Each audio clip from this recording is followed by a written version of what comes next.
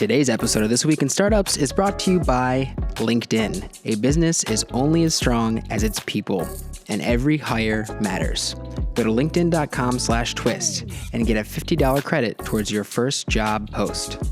And by Walker Corporate Law, a boutique law firm specializing in the representation of entrepreneurs.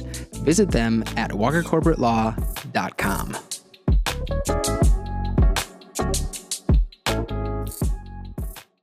Hey everybody, welcome to This Week in Startups. I'm your host, Jason Calacanis, and it has been a heck of a week, and it's only Tuesday right now. And everybody who is listening to my voice right now obviously knows that the Russia investigation has heated up. Mueller has handed out a lot of indictments and settled with some people. And this week, we had the firing of McCabe from the FBI. But more importantly, Cambridge Analytica has come out and been the target of an investigation that has revealed a lot of information about how they do what they do and what they did in the election and what they've done in other elections around the world. And there is a triangulation occurring right now that is something out of a season of Homeland. In fact, I think the season of Homeland is copying this exactly, which is Russia, this Analytica firm, this strategy firm with Steve Bannon as a VP of it, and Trump. And it's unclear exactly what's happening, but we're going to try to unpack it today, looking at the facts and then doing some speculation. With me to speculate and dissect the facts is Austin Smith, the president of Inside.com. Welcome. Thank you for having me. And back on the program for the third time, I believe. Third time, Antonio Garcia Martinez, and he is the author of Chaos Monkeys, Obscene Fortune, and Random Failure in Silicon Valley. And of course, contributor to Wired, but most importantly, helped build the Facebook ad network. Correct. And the ad software. So welcome back to the program. Thank you. Austin, this has been a pretty explosive week, but we've known about a lot of this for a while. Why did this all of a sudden break open in the last 5 days, this Cambridge Analytica news? Yeah, so Cambridge Analytica has definitely been covered in the press, and a lot of people everyone knew they were heading up the digital operations for the Trump campaign starting in 2016, when I think Jared Kushner was the one who brought them on. And then they have been in the press for some of the things they were doing around psychographic targeting and that type of thing. But then the New York Times basically had this report, which a lot of the information in that report was not necessarily new, but it was an explosive report that basically said that they used this personality quiz and they got 270,000 people to take a personality quiz. And by doing that, they got data on not just those 270,000 people, but also millions of people who are friends of those 270,000 people. And using that, they were doing what they call psychographic targeting to run ads and advance the Trump campaign's agenda. And a Cambridge Analytica freelancer or contractor employee, I'm not sure what his status was, is now whistleblown and come out and talked and given a bunch of documents over, I believe, to The Guardian or Channel 4. I thought it was to the New York Times. Yeah. So I think it was a Guardian they shared with the New York Times. Oh, got it. Oh, Okay. yeah, they have a relationship. Yeah. And so it's not news that Cambridge Analytica does this. In fact, they were crowing about it and very proud of it, Antonio, yeah? Right. So what is the news here? Because didn't we all know that when you connect to Facebook Connect, which is the login system, that it gives you that little box that says, okay, I want to find my friends. So far, that seems like every other Candy Crush, Calm.com, every application I've ever used that uses Facebook Connect. What went wrong here when people did this authentication, and what did Cambridge Analytica do wrong? I mean, you're right. We've known this news for a while. Like, there's been credible reports of this that I've read at least for a year and a half. I think the new thing here was that there was an actual insider. There was a face to it. The Guardian made a big deal about it. That was really kind of what motivated it. Yeah. So what they did, and it's interesting. I have a piece that came out in the Wired this morning about it. And it's and to finish your timeline that you so ably started. So they contracted with a guy named Kogan, who, by the way, changed his name to Dr. Spector and then changed it back. That was like the weirdest line in the Guardian. I'm serious, actually. Like Spectre from the James Bond series. Spur the British way, R-E, but yes, but like Spectre, yes, exactly. Yeah. So Cambridge, So the Cambridge Psychology Department it's well known for psychometrics. And in fact, I remember when I was at Facebook, I actually had a meeting with one of them because they were working with another Facebook advertiser at the time. And what they do, and maybe we're going to throw this up, you can take a personality test and you answer a series of questions, and they project your personality on what are called the big 5 personality traits. And the acronym is OCEAN, so it's openness, conscientiousness, extroversion, on and on and on. Yeah. And they project you on this. And it's like the Myers-Briggs or any of these other personality tests. Right. It's horoscopes for atheists or whatever. Yeah, basically. But yeah, I like that. It's horoscopes for people who think they're too smart for horoscopes, basically. Right. But yes, this is what they do. And then in the original app that was very popular and launched in 2007, was totally legit and not some weird Trump conspiracy, you would answer this thing and they'd look at your likes, and the research was, what likes tend to be associated with what personality types, right? Okay. They approached the original authors, Kaczynski and Stillwell. This was an academic. Yeah, right. Academic, but collaborating with the professional world. And I remember they were collaborating with an advertiser in 2011 that I had one meeting with. Right. But they were approached, to do more applied research, shall we say, and they walked away because no way, right? This is obviously kind of mercenary. But Kogan said, I'll reproduce the model for you by the Guardian's reports, and on a very freelance basis, he it seems he basically stole the IP and said, well, we'll reproduce the model for you. Yeah. And so then what he did was launch this My Digital Life thing or whatever. And he mostly, as I understand, he mostly paid Mechanical Turkers to go and take the quiz. You're right. I mean, he might have induced some people, but no, they paid him to do it. It cost like $1 million to get 270,000 And to be clear people. of how clever this is, so there's academic research to get your personality. Right. We know what you like. Right. Those academics did not want to be involved in op research or try to swing elections, obviously. So this individual, Dr. Spector, decides, I could just see the ring on him, twisting the octopus ring. Right. He decides, I'll recreate it. Maybe he liberated that IP or stole it or borrowed it, whatever you want to call it. We don't know. And then he has this masterstroke.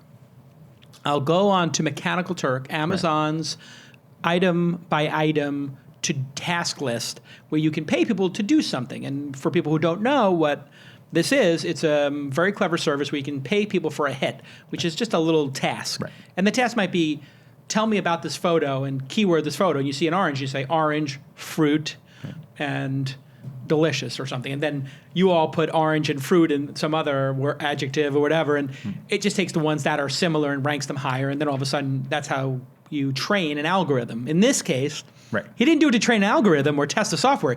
He did it to get them to log in with their Facebook Connect. Right. And the users kind of unknowingly to do their little job, their little $5 or $10 or whatever it was, their little job, they logged in. And under the rules of a Facebook platform, as you said, and it's not clear exactly what permissions, because the app can have various levels of permissions. Sure. They hoovered in data. And before 2015, you could actually get your friends' data as well, which is kind of a big hole in Facebook. Yeah. And that's what he did. And then he basically ran the exact same model. And this is an important point. You used to be able to, when you were an app developer, if you got somebody to log in with Facebook and you could get their friend data. So it would know that we're all connected on Facebook. But it could also say, hey, Austin likes this type of music, Antonio likes this type of music, and neither of you okayed that, but since it's public anyway, or quasi-public on Facebook, I guess. I'd love to know if what it gave you access to was not necessarily public. It could also have been things that were friends' privacy, things that you couldn't see. I'm not sure. The dev docs are gone because it's no longer legal. But it potentially might be something that wouldn't be public. Right. And that's how we got to this massive number of 50 million, by the way. Right. You're wondering, how did we get from 270,000 to 50 million? Well, everybody has of order hundreds or thousands of friends, and so it's every friend of 270,000 people. That's how we get to 50 million. Right. Now they get this 50 million, and now you've got a tool. And from what I understand, I have worked with many startups who have told me that they built their company on this type of technique, getting into Facebook Connect and then creating ads based on it. But is the cardinal sin here, the big sin, Austin, that they were pulling this data off of Facebook and then storing it in their own servers as opposed to releasing it or just using it via the API? And I know this is getting to the technical weeds here, but you're not supposed to download the data, as it were, are you? I think accessing the data that Facebook let them access was probably fine. I think, so my understanding is that there was a level of deception. So people were participating in this quiz without having any sort of idea of who was behind it or what it was being used for. And Facebook also, at least to the extent that we know right now, they're sort of I don't know, they haven't really said much, but I think the stance is generally that they didn't know that the data was being used in any way other than like what would be okay, and that's why the one action Facebook has taken is they swiftly removed Cambridge Analytica and banned some of these. Even the whistleblower got his Facebook account banned. Yeah, and so I think their sort of stance, without releasing any statements, is that there was a breaking of the terms of service with the way that the data was used, but accessing the data, I think, was okay. No, you're supposed to delete after 24 hours. That's the thing. Got it. Okay, the data's still around. That's the problem. Okay. Right? Well, and to be clear now, Facebook has locked the screen door. It's completely locked, and nothing can get in and out except for almost except for every other app on the platform, right? Exactly. This sort of data leakage is very common, actually. All right. When we get back from this quick break, we're going to get into where the story takes a very dark turn. Cambridge CEO Alexander Nix, NIX, who also sounds like he is a Bond villain. He looks like one too, by the way. And he looks like one. He literally looks like Hannibal Lecter, and he could be a serial killer as well. Your Facebook data with a bottle of Chianti. Exactly. I'm going to slurp it up. But he is caught on tape in 2 or 3 different circumstances that has gotten pretty explosive. One, apparently lying when he was testifying before the government, and then these secret Channel 4 tapes, which we're going to show when we get right back. Let me take a moment to thank our friends at LinkedIn. Hiring is hard. Everybody knows that, and your business is only as strong as your people. Every hire matters, especially if you're at a startup. Big companies too, but at startups, you may only have 10 people. That means every single person is 10% of your firepower. You want to get it right. And LinkedIn is more than just the world's largest professional network. It is the greatest way to find talent. Everybody is ready and waiting to come work for you on that platform. 70% of the U.S. workforce is already on LinkedIn, and they have great quality candidates there. You know that because you're on there yourself. And businesses rate LinkedIn jobs, I had to just read this for a second, make sure it's correct, 40% higher than job boards at delivering quality candidates. That makes sense to me because you're fishing in the right pond. You know this because LinkedIn is already the world's largest professional network, and it is the greatest way to find talent. So just ask any of the hundreds of thousands, that's right, hundreds of thousands of businesses have already posted jobs in just the past year, and 22 million professionals have viewed and applied to jobs on LinkedIn this week. Literally every week, 22 million. So if you're not using LinkedIn for your hiring needs, you're making a huge mistake. Get in there and get a $50 credit towards your first job post by going to linkedin.com/twist, linkedin.com/TWIST. That stands for This Week in Startups. LinkedIn.com/twist to get that $50 credit towards your first job, and terms and conditions apply. Thank you, LinkedIn, for sponsoring This Week in Startups. Okay. Getting back to Cambridge Analytica, the next shoe to drop was this Channel 4 video of them selling a fixer who was supposedly representing a business interest on how they might use Cambridge Analytica's technology. And what they said in private was decidedly different than what was on their website or their public pitch. Correct, Austin? Yeah, that's right.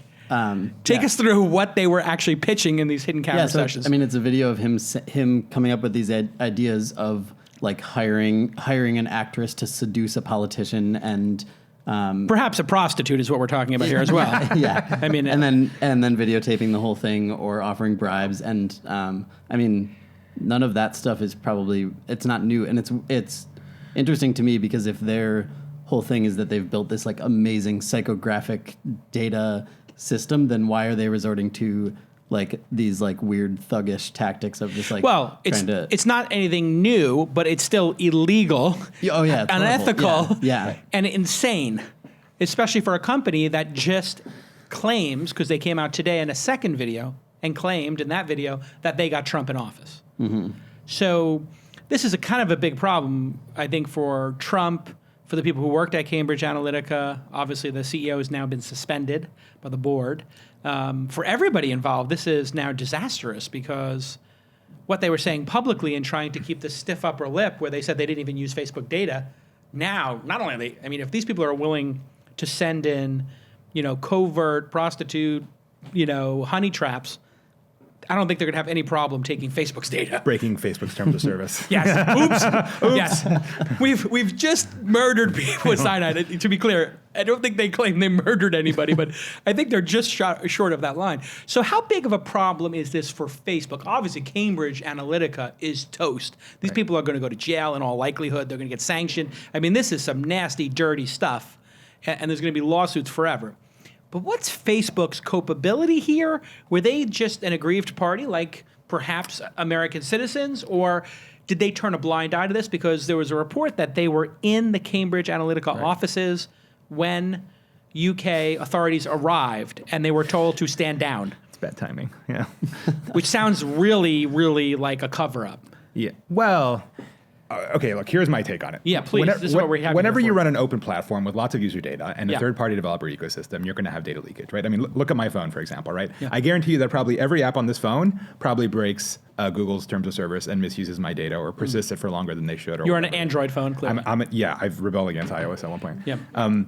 And so, I mean, this is the reality of what it is. I think where Facebook really did, put their foot in their mouth or really stepped in it is taking 2 years to do anything about it. I mean, the company that I worked at was super protective of user data, at least on the ads. I didn't work on the platform side, to be clear. But on the ad side, they were super protective. They were very aggressive with advertisers to make sure that nothing leaked. They build products such that even in theory, things could never leak because there's this meme about Facebook selling your data, which is not true. And to advertisers. To advertisers. So they don't sell it in the sense of like give it away. That would be suicidal for them to do it. But they know that's a meme. And so they counteract that by being particularly aggressive about it. And so I think it's a little strange that they weren't more aggressive about it because, as you mentioned, this has actually been reported for almost 2 years now. It's not really a surprise. And this is the dicey nature of Facebook's offering because the promise of their offering is this targeting and one-to-one targeting or micro-targeting. You can only do 20 or fewer people. Right. You can't do less than 20 people, I think, in a targeting audience today. In a custom audience, correct? In a custom audience. Yeah. So they don't want you to be able to target an individual. But if you put 20 people in there and 19 of them are people in Austin, Texas, and one of them is in San Francisco. It's pretty precise. Yeah. You can get pretty darn precise. And then on the app developer side, which really helped grow the business for some period of time before they kind of deprecated it a bit, they were absolutely growing like gangbusters because they gave access to the graph, the social graph. For sure, yeah. For some period of time, which they seem to have just really reversed. Right. Or the world reversed on them. I think, I was there in 2011, which I think was the F8 when Zuck announced Open Graph and the integrations with Spotify. We all remember, your friend is listening to whatever.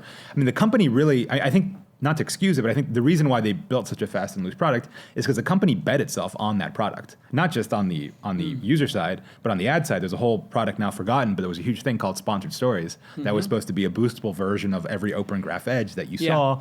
And so that's why they, when Facebook really wants to go fast in one direction, move fast and break things. It really does toe the line on that. And so it'll produce this thing where you can pull your friend's data, you give an opt-in and all this crazy stuff precisely to push this forward. And then it's, the product failed, okay, to be blunt. No one really uses Facebook. And this released, and I think this is the product that actually caused the FTC $20 million fine, 20-year audit.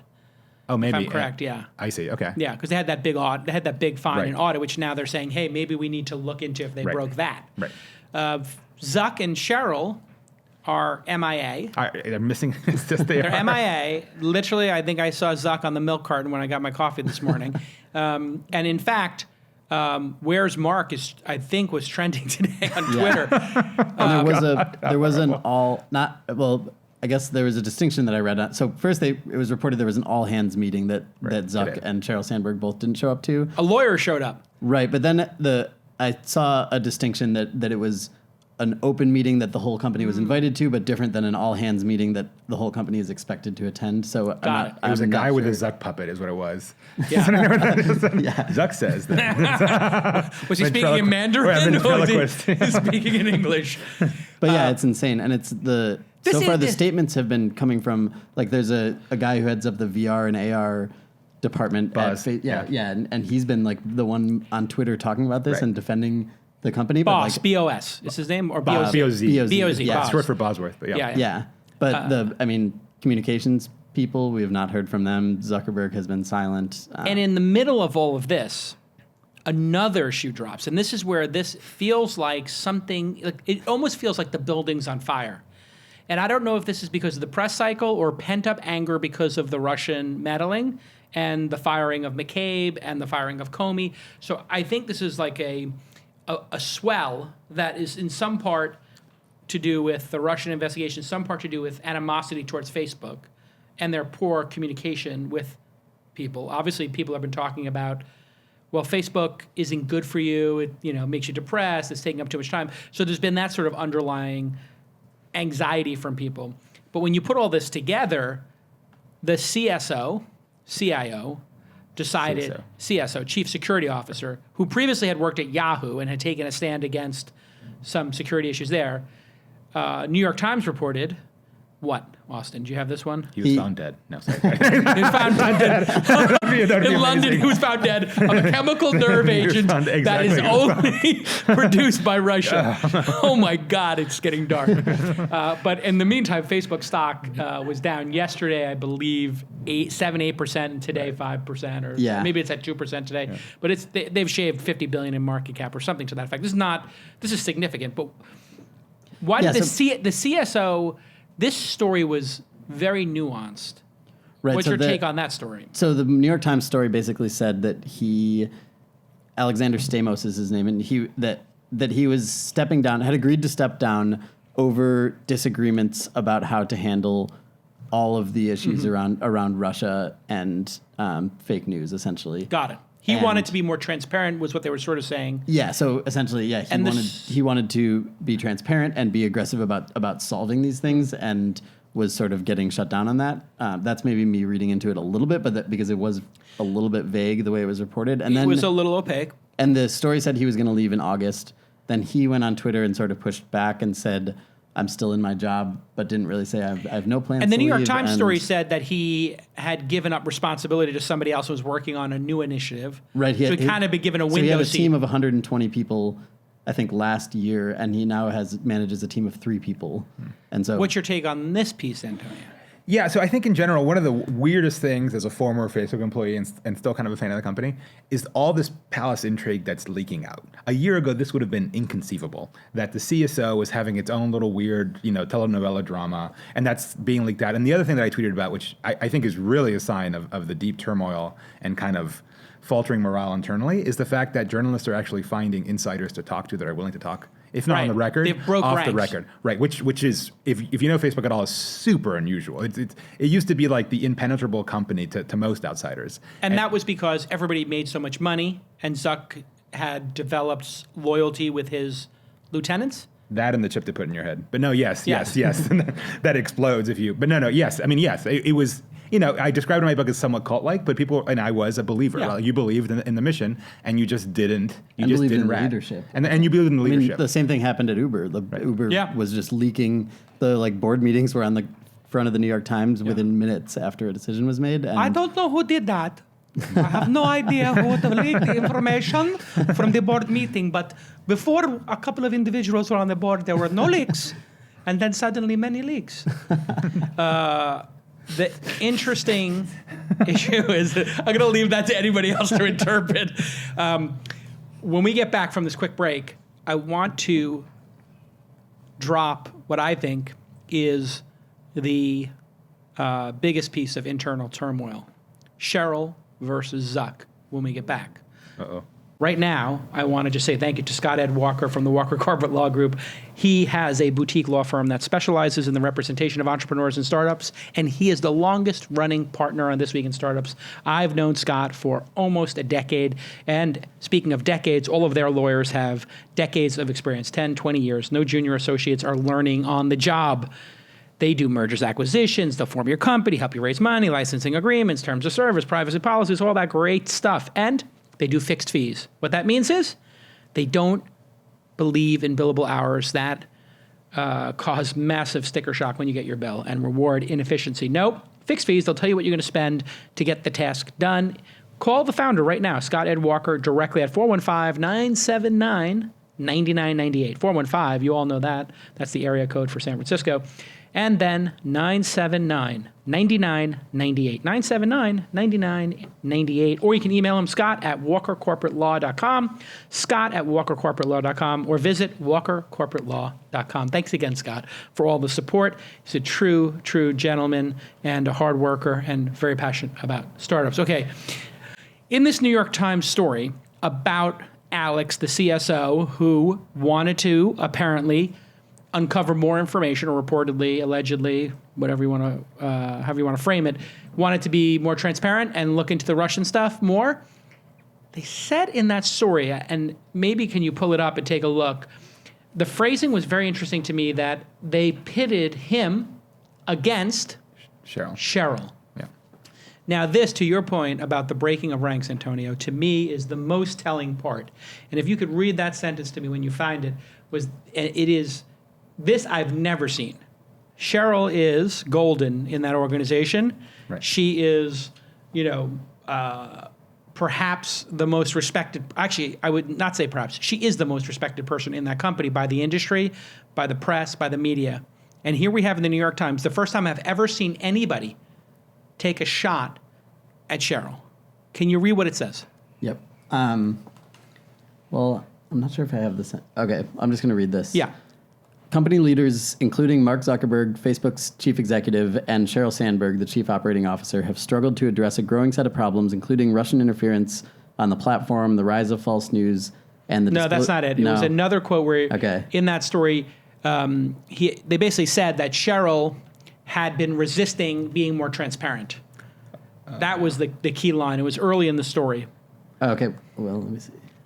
Where they said there was a schism between two groups of people, two factions. One wanted to be more transparent and do more research into, and they said Cheryl had maybe done less, but they could have updated the story since then. But that was, you remember reading that in the first story? I think so. Yeah. I mean, I definitely do think there are probably factions internally, and historically, Facebook comms, for those that don't know, has basically been the media is there to be ignored. Yep. And at best, when we're launching a product, to be fed something that they reproduce exactly as you like, and otherwise to be totally ignored. That has been Facebook's comm strategy. And they used forever. access control to do that. Oh yeah, they're super aggressive. They're total assholes with the press, basically. They will not allow certain people to have access to the executives Right. who are unfriendly Right. or challenging, and they will only let friendlies in. Right.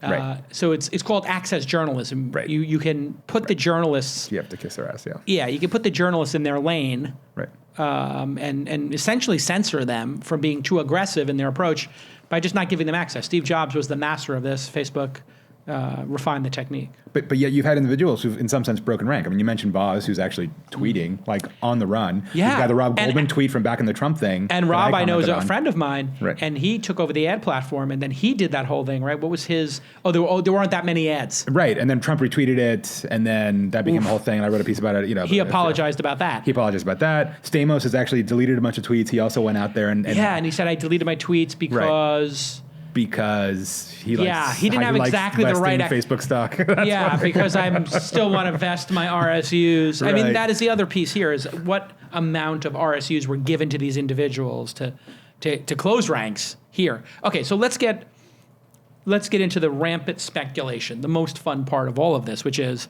okay, now that we start speculating, do we see this having any lasting impact on Facebook as a business and how it's run? And if so, what? Because they have weathered every storm they've faced. And unlike Uber, the CEO is still in. So, given what happened with Travis and Uber, is that in any way conceivable could happen here, which is to say that it becomes untenable for Zuckerberg to run his own company. And he has massive voting shares. What do you think happens in the next 12 months? I think long term, when all the shouting is done, the biggest damage to Facebook might be purely internal. I think what we're seeing with people serving as surface, like that this whole internal fracture, this whole palace intrigue, that's suddenly all this dirty laundry that's being pushed out in public. I think losing that unit cohesion, losing that mission, which has been so valuable at Facebook, and how it got to where it is today, and that was such a compelling corporate vision that has 24-year-old kids working 18-hour days and basically living there. I think the disappearance of that is very hard to mend once it's gone. And if that manages to be ruined in this if people actually stop believing in the ultimate, make a more open and connected world, that's going to be ultimately the most damaging thing to Facebook, I think, long term. When we look Austin, at the mission, an more open and connected world, do you think that Facebook, personally, Austin Smith, do you think Facebook has made a better world? Have they succeeded in that mission? If you just net it all out, is the world better off because of what Facebook has done, or worse off, or TBD, if you don't have the guts to pick one of the two? That's hard. I would probably... So I think there is a lot of good that has probably come from Facebook, but also a lot of bad, and so it's hard to draw a line distinctly, but I don't want to do the TBD. Give me your 60-40. I would say probably it nets out to the negative. And nets out to negative. So you'd say 60% negative, 40% positive. Yeah. And to me, that's interesting. Primarily because of the erosion of journalism, which, or eating away the sort of... The media business, the ad business. Yeah, exactly. So, and that's not just Facebook that has done that, obviously. I think really it was Craigslist that was the first blow to the journalism industry, and then but then Google and Facebook more recently. And yeah, but I don't know. I mean, I think that, like, so to me, ad targeting is not necessarily a uniformly bad thing, because if I see ads that are appealing to me, then I love it. So yeah, I mean, I so 80-90% of ad targeting good, 10% of ad targeting trying to pit ultra left wing and alt right people against each other, Ku Klux Klan members against each other, the fight in the streets with tiki torches. That would be the bad part of the targeting. Yeah, whether that was done with ad targeting or groups or whatever, it was done with the platform. Yeah, and then if we're talking about my opinion personally, it's like, literally everything that Facebook has done could be so good for the world, but if Facebook not existing could have prevented Trump from being elected, then Facebook not existing would mean the world is a better place. I like that. I like that you're taking a Black Mirror-like approach to this, because it does seem like Black Mirror, 4 out of 5 episodes are based on Facebook at this point, literally. Antonio, where do you think Facebook sits now on this sort of spectrum of a net positive for society or a net negative? I think everybody would agree that publicly, like, it feels like a net negative right now. But long term, when we look at the arc of history, 2 decades in, when it hits its 20-year anniversary, 30-year anniversary, what will history say about this? Yeah, the inevitability of technology is always the techno-optimist's last final argument, right? Yeah. And it would have happened anyway. It would have happened anyhow. Somebody would have built it. Right. And I think Facebook has become kind of the opiate of the masses in a way, right? And has reproduced. So we've all got this decaying social fabric. Churches are gone. Communities are gone. All that's gone. Neighbors. And who's your neighbors, neighbor? right? And Facebook has filled in the gap. And I often say this, that I think Facebook is the real community as like porn is to real sex, right? It's like this cheap digital copy that you'd never actually use if you had recourse to the real thing. But I think what the bad thing is, like, that's not necessarily bad. What's the bad thing is if you use too much of it, you can't even parse the real thing anymore, right? And I think maybe we've reached that point of like porn Facebook addiction where like maybe it's time to turn it off a little bit and kind of talk to the guy sitting next to you on the bus or whatever. So yeah, I mean, I still think it's probably net positive. I think it's also just net inevitable. And I think one weird thing, cognitive leap that I think most people haven't made, which is driving a lot of the rage, is that I think Facebook or something like it, social media, a scrollable feed of optimized content that's all your friends and everything you consume, like that is basically now a utility. Like Zuck could get hit by a bus and Facebook goes up in flames, and people are still going to expect that in one form or another, right? And that's where we've gone, I think. It feels to me like, and I agree with a lot of what you're saying, Antonio, and some of what you're saying, Austin. I think, I'll parse it out a bit. Television was originally supposed to be an educational medium, and it was going to replace schools or give people who couldn't have the ability to go to university the ability to learn. And then it became Kardashians and sitcoms and nonsense, an opioid of the masses, right, to your point. But now we've learned how to manage television to a certain extent. People watch on average 4 or 5 hours. They spend $1,500 a year on their cable bill. So it's still a pretty big addiction when you think about it, which is kind of dark. It would be good if people read books again, candidly. So if you could never have made TV, would you give up art, sports, incredible, incredibly moving theater on television, incredibly, just amazing television shows, and the ability to give news to people, and that is a conundrum, and it's really how we learn to adapt to these technologies. It feels like we've learned to adapt to television. We haven't learned how to adapt to this. But to our earlier discussion, the reason, Austin, that you couldn't find the paragraph we're referencing is because it is gone. And here is from lawandcrime.com. Facebook forces New York Times to quietly delete unflattering reference to Sheryl Sandberg. To St. Cheryl. Wow. The original paragraph, and see, I'm not going crazy because this was a key part of my argument, and I was starting to sit here going, and interestingly enough, if you rewind the tape to when I said this, they must have changed it. Yeah. And I didn't know they changed it, but my Emmy award-winning producer, Jackie, has just handed me a note. The original paragraph read, Mr. Stamos, not John, Alex, had been a strong advocate inside the company for investigation and disclosing Russian activity on Facebook, often to the consternation of other top executives, including Sheryl Sandberg, the social network's chief operating officer, according to the current and former employees who asked not to be identified discussing internal matters, to your point about people breaking rank and throwing Sheryl under the bus. Here's my theory. Somebody has to take the fall. I believe that this paragraph was leaked by people in the Zuckerberg contingent, and that Sheryl could be the one they target to take the fall. No. Impossible? No way. Impossible. I don't know. This paragraph and the fact that it got Cheryl is removed, untouchable. that is what everybody feels. I feel that way too. But this paragraph from insiders seems to be a plant. In other words, people don't understand how leaks work. There are people inside of these big companies, and one group of people is leaking one set of information, and the other group is leaking the other one. So someone like Kara Swisher or Mike Isaac at the New York Times, whoever it is, Farhad, they're taking both sides of the stories and trying to triangulate on the truth. And this could be tribal warfare inside the upper echelon of management. It could be. It could also just be true, right? It could also just be true. I mean, crazy. Maybe Sheryl just didn't like this whole Russia thing, and he raised a stink like I've raised stinks in Sheryl meetings, and you just get shot down, and that's it, right? Oh, is that how it goes? Yeah. You're like, I have a problem with this, and they're just like, that's great. Let's put a pin in that. How does that go down? Just broad strokes. I mean, I describe some of these meetings in my book, so I guess I might as well. I mean, I think Cheryl's a very capable executive, right? Sure, she but is. no one gets, and I praise her a lot in the book, but no one gets to the level where she is without being able to stick a knife in somebody's back without them seeing where it's coming from, right? And so that's just how that works. And so, a day after the Cheryl meeting is when I got fired from Facebook, right? And so, on which she decided, I don't know if we like your product that much. And so, And so, I don't want to cast her as that person, as some sort of Machiavellian individual. I think, bringing the real person to work and all that stuff she gets into, I think is actually legitimate, and she's much more a sincere and frank person. What is that? Wait, bringing the real person to work? Bring the real you to work. Like, she talks about her kids and she posts about it, and there's this feeling of openness that you don't typically get, an oil executives posting about their kids on Facebook and that sort of thing. Fascinating. And so, anyhow, but yes, she, at some point you get disappeared. It's just you get thrown out of the helicopter at some point. It's an interrogation tactic that not everybody agrees with. Right. Waterboarding, 90% of people agree that's not effective. Dropping people out of helicopters who we know are terrorists, 100% of people are in favor of, and 50% of people will admit it. No one asked the guy flying out of the helicopter, to be clear, but yeah, he wasn't included in the sample, but yeah. No, but if we know you're a terrorist, Austin, if you and I were on a mission, right. We knew we had Osama bin Laden, and I said, right. I'm piloting the chopper.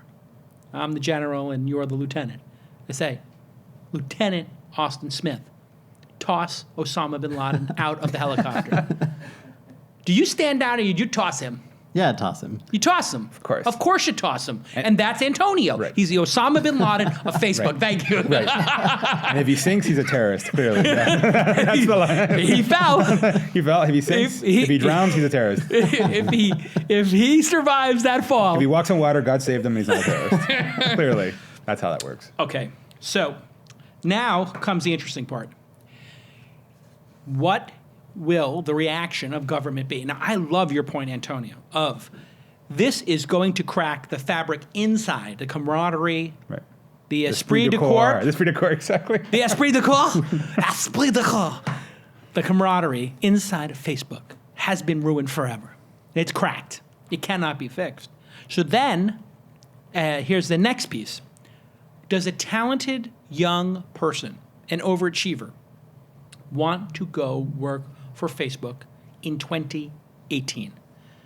If you have 5 offers, Amazon, Netflix, Google, Uber, Tesla, and Facebook. You got all those offers, Apple sitting in front of you. Are you going to go work at Facebook?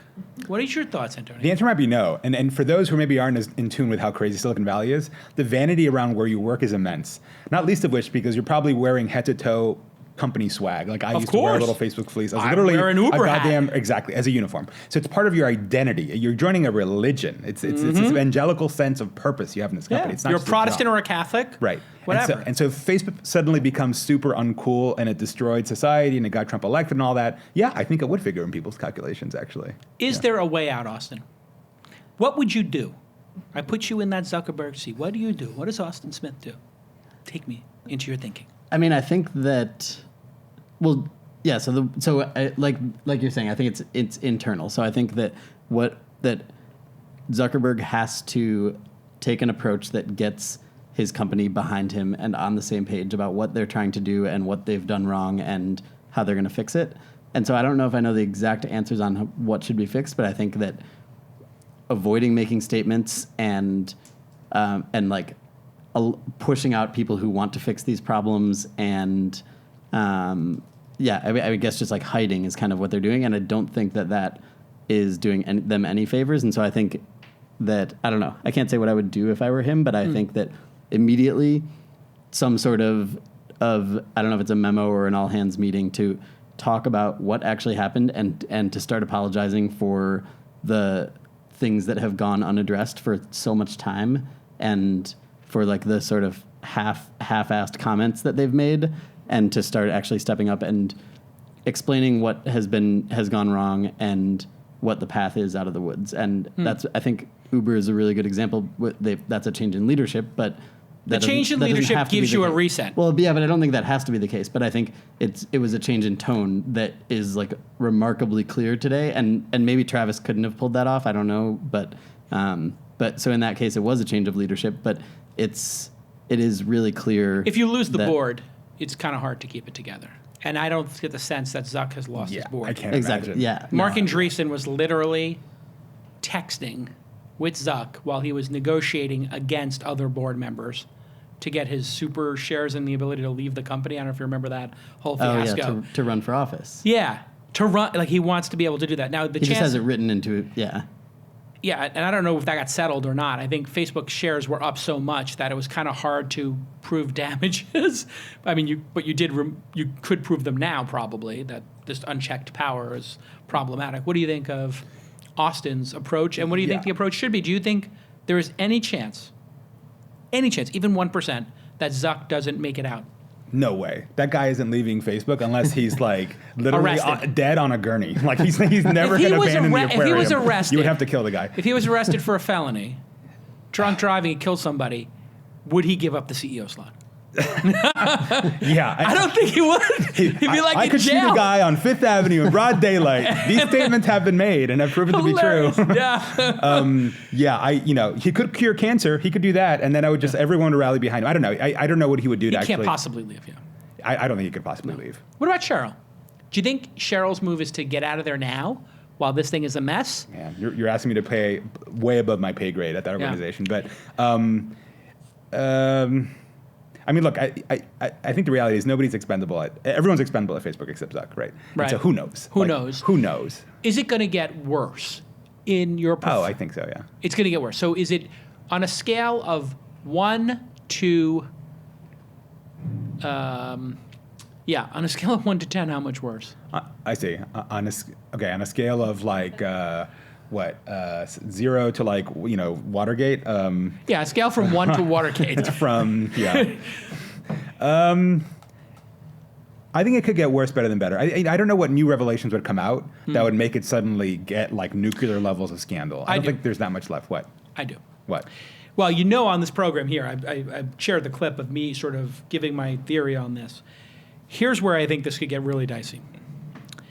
If there was... stolen data, which Cambridge stole. That's now become a checkbox, not a question. They stole the data. If that stolen data made its way to Russians, and if the Russians had stolen other data, and somehow then were able to buy ads using that data, and you could connect that loop where data was stolen through this survey app and Mechanical Turk, and you could connect that to some kind of Russian data that was stolen, voting law rolls, like who voted for Obama last time.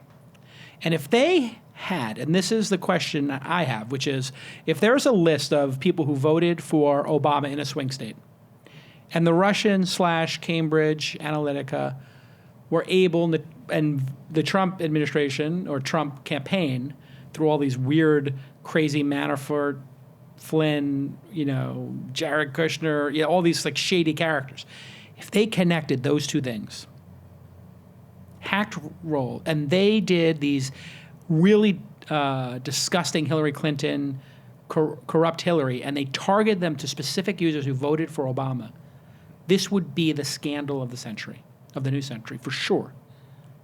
Hacked Russian data. I believe there is a non-zero chance that this happened. I'm going to go that far. I believe it's possible. I might even feel it's probable that the Russians have a deep relationship with Cambridge Analytica.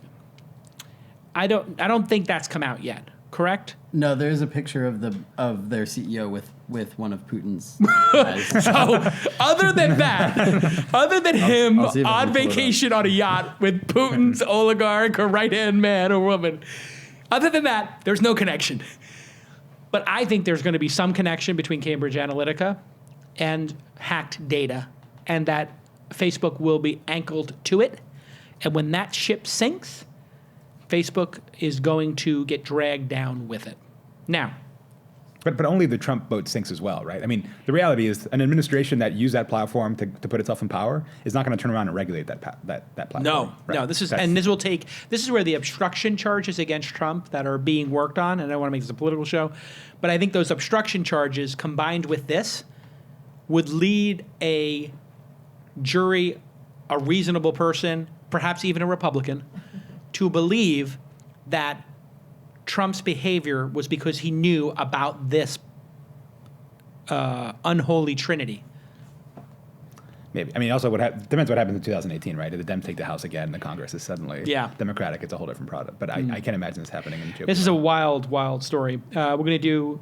Oh, and by the way, the Alexander Nix was fired yesterday after these tapes came out of him. Look at that picture. That was the picture. I'm just trying to figure out him playing polo with the Russian ambassador.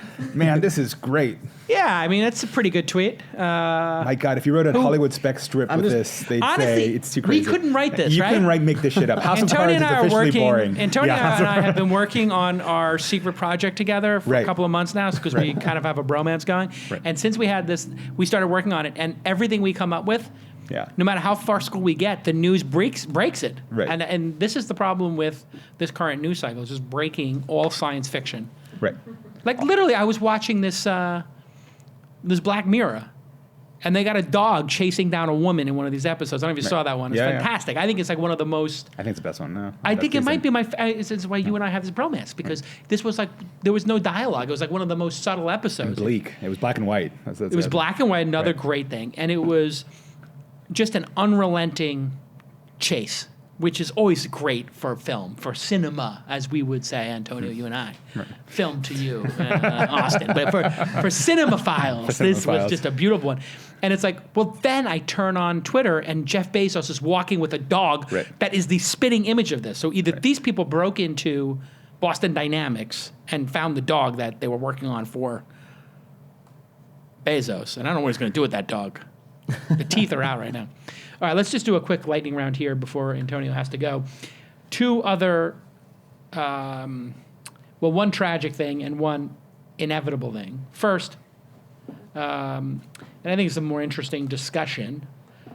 Tragically, we've had the first instance of a self-driving car with a test driver in it, to be clear, killing a pedestrian. There have been 2 accidents with Tesla's autopilot, which is an assisted software where in one case the driver was asleep, they were cleared, or he was watching a movie, he was watching Harry Potter. Mm-hmm. And then another case where a person was using it incorrectly, they were not paying attention and they clipped a car. You're it can't stop a stationary object. In this case, it looks like they're clearing the Uber driver and the self-driving car because somebody ran into the street and it hit it at 38 miles an hour. They're going to have video. They're going to have video and all the data on this. Does this set back, Austin, the self-driving car movement? And are consumers able to understand that a human using self-driving technology is better than just a human? It would be illogical to think it was worse, right? Or am I wrong? I don't think we know the answer to that yet. I think it seems clear to me that, well, so right now, just deaths from cars is an epidemic in our country. I mean, 40,000 people a year die. Yeah. And so, but I don't think that It's 100 people a day. Yeah. Yeah.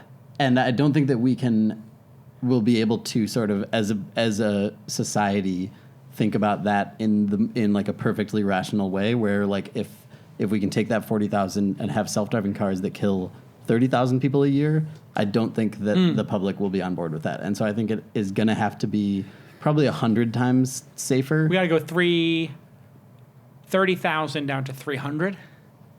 Yeah, something or no, 40,000 down to 400. Down to 4,000 or 400. I don't know. I mean, but I think it's going to have to be massively safer because every single story like this is going to be a huge setback. And in terms of the cities, like who knows if Tempe is going to still or any of these cities are going to still be on board with this now that this has happened.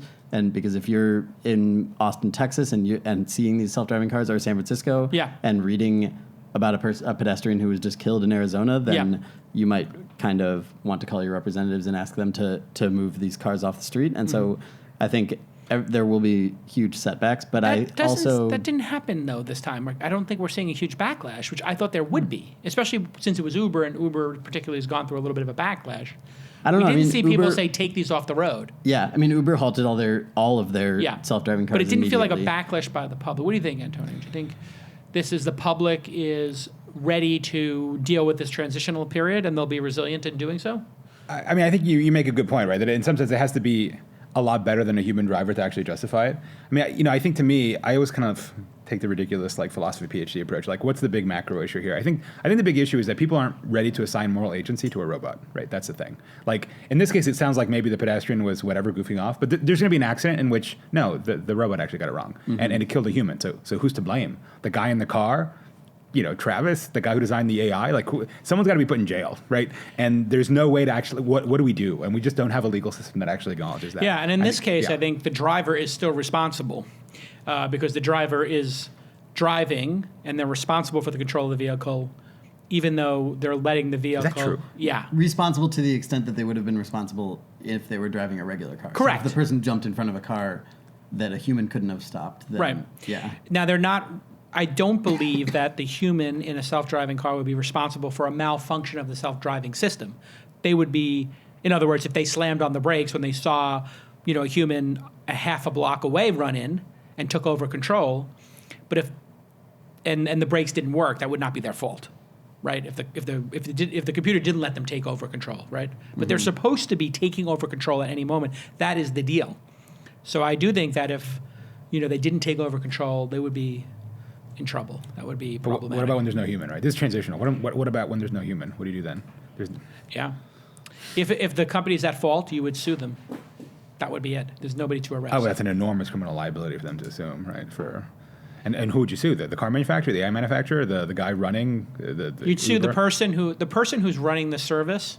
Okay. Would be responsible because they would have indemnified the person they bought the product from. So I think the consumers would sue everybody to try to get a settlement, but in reality, they would be suing, the Lyft or the Uber or the operator or Acme ride sharing, and Acme ride sharing then would have to sue Tesla or Volvo or whoever for producing. And it'd be purely civil. No, at the end of it, there's no criminal side. There's no moral taint. Nobody goes to jail. Guy dies. It would be the equivalent of the balcony fell off of this building, and it wasn't anybody's fault, but it happened. But the builder maybe, but the owner of the building had to pay. Right. Interesting. So that's it. We just don't have morality anymore when it comes to violence. Can you go to? In what cases do you go to jail for hitting a pedestrian as a driver. A vehicular Obviously- homicide of some sort or another. Yeah, I mean, so like speeding, drunk driving, or speeding. Yeah, so any sort of Or reckless, texting and driving. reckless Texting, behavior. all of those. Right. Yeah. And all of those, by the way, are corrected. One thing I found interesting was the car was going 38 miles an hour, not 35. So, Oh, he's speeding. Wow. Huh. well, I mean, I don't know what the plus or minus will be in these cars for, Right.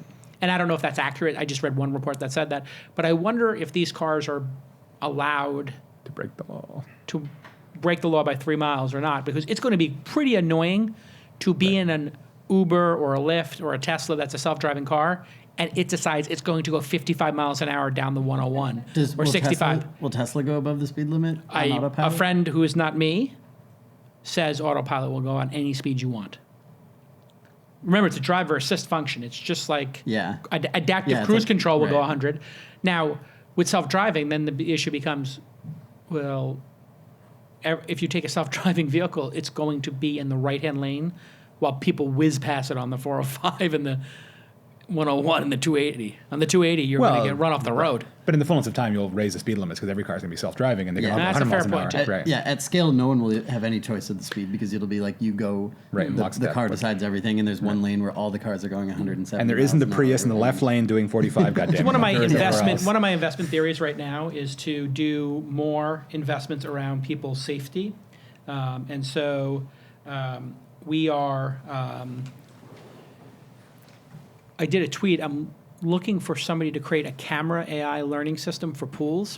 It could be underwater or above the water that tracks people in pools, and if they have the signature of somebody drowning, it has a second camera that zooms in on them and puts it up on a big monitor and then puts a light on them or a laser pointer or something and sounds an alarm. So if we were all swimming in a pool and one of us goes under and stops moving, a spotlight goes on you. On the TV screen turns on and says potentially in distress, and over whatever 30 seconds, it increases the alarm. And I put that out there, and you know what happened?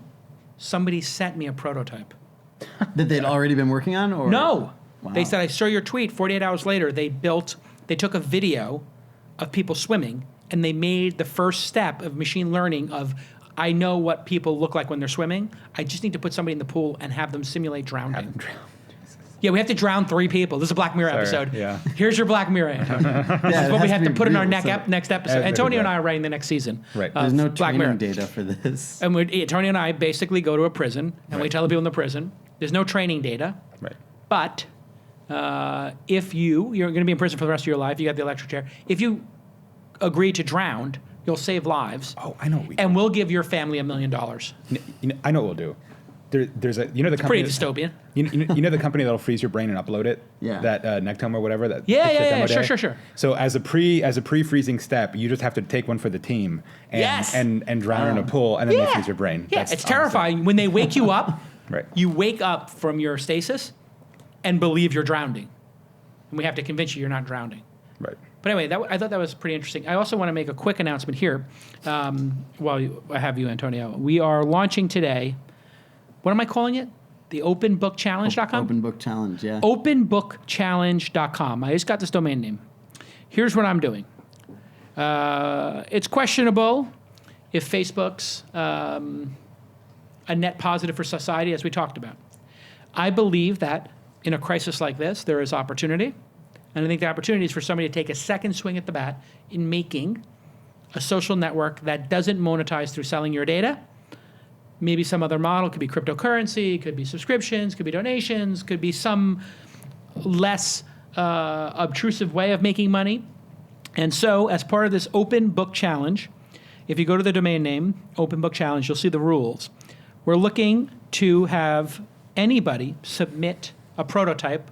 You have to be a builder here. You got to be like a team. So here's how it works. You build a team, or if you have a team already, you build a product. You submit it to us. We're going to pick 20 finalists. Those 20 finalists, we're going to do like 2 or 3 episodes of This Week in Startups and show their product, so you get a little bit of press out of it to 150,000 people.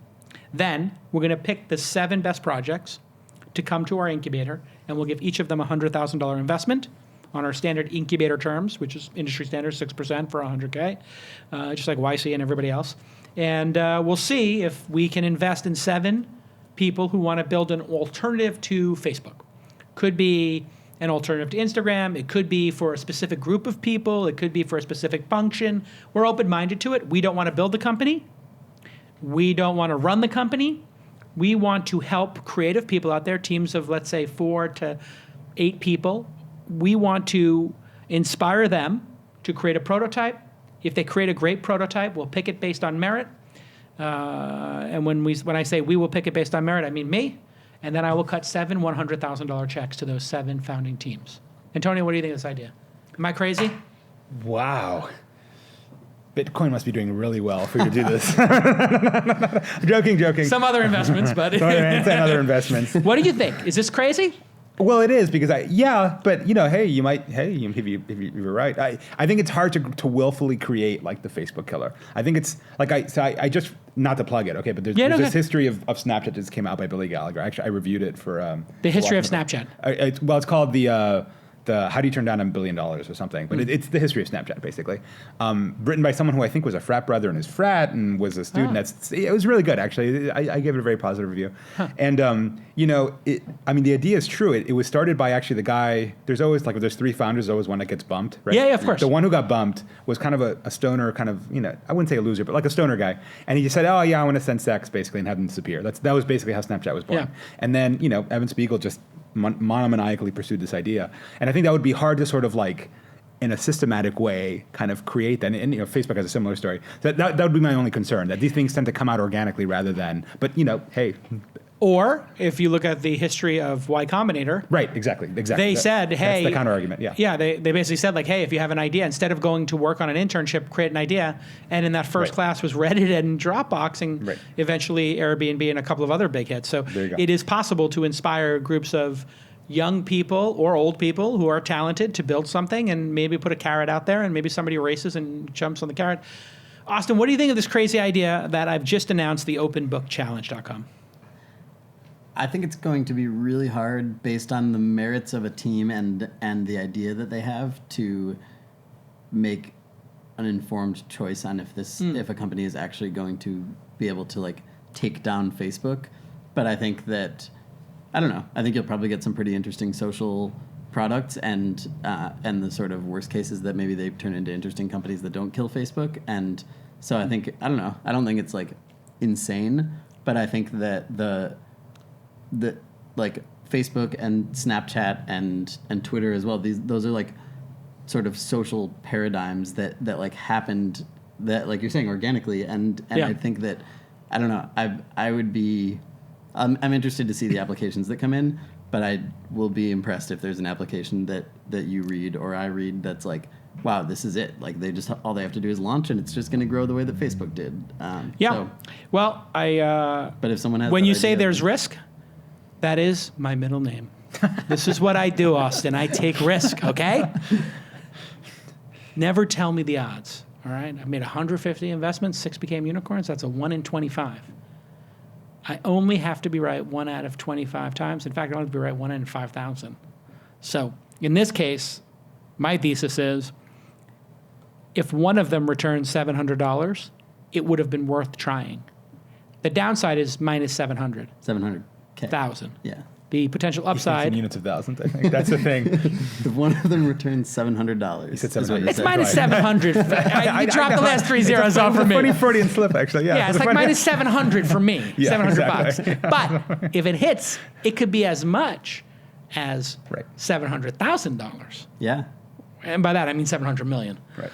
But it could, I mean, think about it. If we own 6% of the company and one of them hits. Right. Yeah. If one of them becomes worth 100 million, we'll have gone 10x on our investment. So, it's one of the great things about angel investing. The other thing that I would say is that I just don't expect it to look like Facebook. And neither do I. Thing that's Snapchat. And so I think they're, I don't know. I do think, though, a Facebook clone that had a better business model.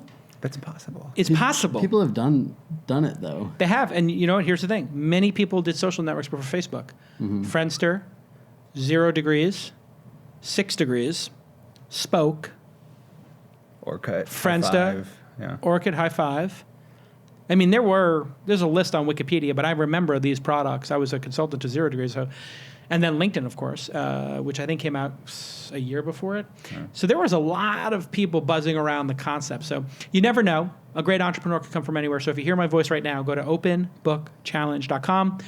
If I was composing a team, the ideal team I would compose: designer, 2 developers, product manager / community manager type who really understands this. Who worked at Facebook for 4 years. No, who didn't work at Facebook, because he's never going to come up with a new idea. No way. Yeah, that's true. Yeah, no, Facebook. Any new idea or inspiration you had would have long been beaten out of you. Yeah. I've got a great idea, Zuck. Great. Is your name Evan Spiegel? No. Then why are you giving me a good idea? You don't have any good ideas. And finally, Theranos, Elizabeth Holmes, who was named one of the richest women in America by Forbes in 2014. It's hard not to laugh. And They the New modified her York net worth to Times 0, named Holmes one of its 5 visionary tech entrepreneurs who are changing the world. Has settled with the SEC. What? Is banned from working at a public company or being an officer of a public company, but got away with a modest $500,000 fine. If that's the cost of risking people's lives, we have to really think about our enforcement policies in the United States. What are your thoughts, Austin? Well, so I don't think the SEC can impose any sort of criminal charges, and so I think that still maybe remains to be seen whether there are criminal outcomes from this. And so, I mean, I don't know. I think it seems like a fine. I mean, she had to give back. She doesn't have any money, probably, right? I don't know that she ever did. I don't know if she sold anything in secondary. Right. Fortune changed her net worth to 0. Yeah. Yeah, exactly. So I She think is now Forbes. one of the most average net worth women in America, according to Forbes. She has exactly the average net worth. So they, I don't know, $500,000. They could have fined her $100 million, and then what would that actually mean? Because she doesn't have $100 million. So I don't know. I'm not sure. It would mean she would have her wages garnished for the rest of her life and a bigger stigma. But it does seem like she got off pretty light. What are your thoughts, Antonio? I haven't dived too much into the story. Yeah. I'm just repeating some of the troll comments on Twitter, comparing to the Perfect. treatment of Martin Shkreli, for example, who didn't actually lose, as I understand it, investor money and yet literally got 9 years in the can, versus somebody who actually risked potentially people's lives. That was bizarre to me. How did he get? Does he get 7 because he's a douche? Right. Is there a douche premium? Definitely. Because Elizabeth is just quirky and weird. I mean, right. It seems like in the jury selection, there were some quotes of people were mentioning the Wu-Tang album that he bought, saying I would throw him in jail. I want that Wu-Tang album. And so another person was like, "Yo, man, he's guilty." And they're like, "Why do you think he's guilty?" He's like, "He disrespected Wu-Tang." Or that's what it was. He Yeah. disrespected the Wu-Tang clan. So the public. Can you imagine jury selection? Go ahead. The court of public opinion had already made its decision on him, and that's his fault. So. I think it's an important message for the kids out there who are doing ICOs. You are selling securities. Once you start selling securities, if you cheat in your business, that's bad. You could get caught. It could go very wrong for you. If you cheat and misrepresent stuff while selling equity in your company, it can be much more serious. Let's be careful out there. All right, listen. Everybody go buy Chaos Monkeys, or even better, listen to it on Audible. I was supposed to say buy Angel. Even better, buy my book. Or you could, either of those are possible, and look for the Antonio and Jason collaboration on Black Mirror.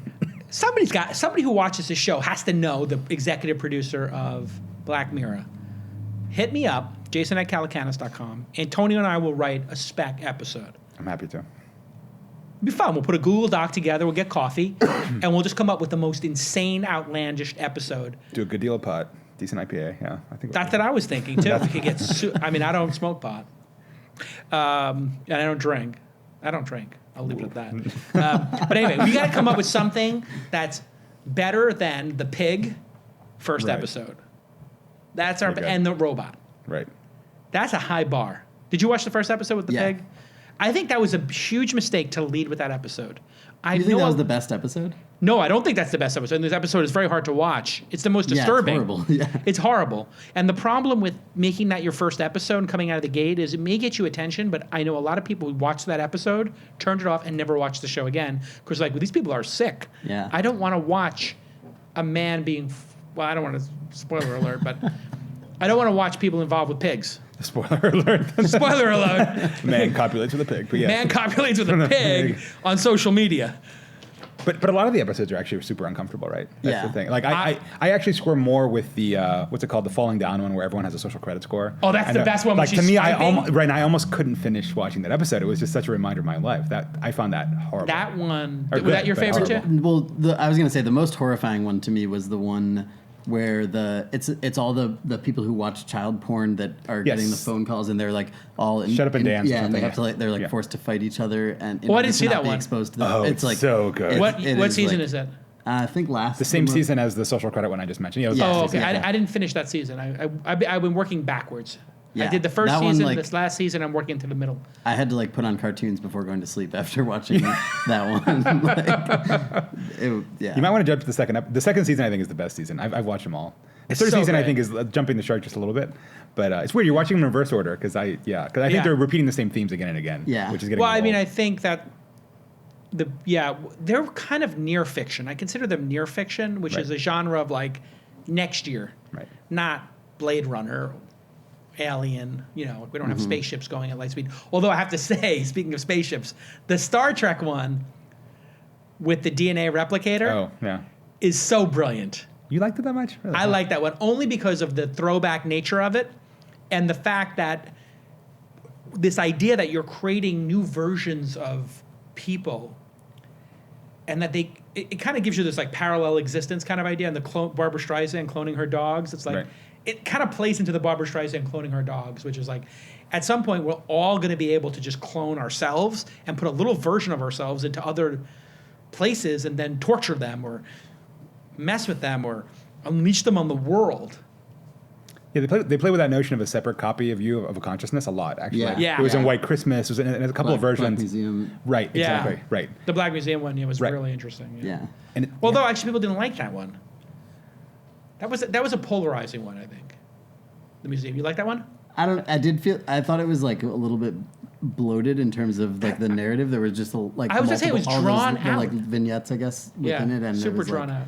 Yeah. All right, listen, this has been an amazing episode. Thank you to our sponsors, LinkedIn and Scott Ed Walker. We could talk all day. We'll do This Week in Black Mirror. We should just do a Black Mirror episode, a special episode. We just talk about Black Mirror. Siskel and Ebert for Black Mirror. For Black Mirror, exactly. Yeah, exactly. Yeah. I think that this was the worst episode ever. Two thumbs up. Yeah. 2 thumbs up. It gets 2 thumbs up. This is 2 thumbs down. Skip it. Watch it on. You ever watch an episode on 2.5 or 2 times speed? There's some VLC player and some of these other things. If one of these shows is really slow and you're just God, you can speed it up. It goes zzz, and it'll go 1.5 times speed like you do with an audiobook. Little pro tip for you folks out there. All right, go check out the Open Book Challenge as well.com. If you have a great idea, who knows, maybe I'll give you 100 times. We'll see you next time. Thank you, Emmy Award-winning producer Jackie. See you next time on This Week in Startups. Bye-bye.